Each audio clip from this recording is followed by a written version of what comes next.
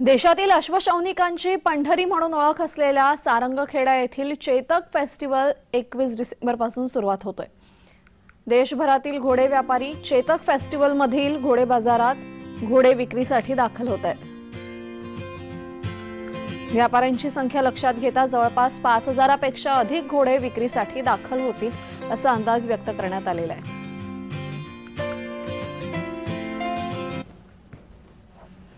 Chetak festival मध्ये आम्ही या वर्षी मागच्या वर्षी आम्ही इक्विस्टेरियन स्पोर्ट्सला लॉन्च केलं होतं।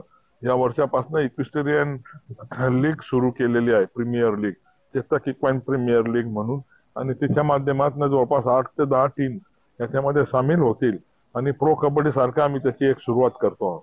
साधारण किती घोडे काय अंदाज वगैरे?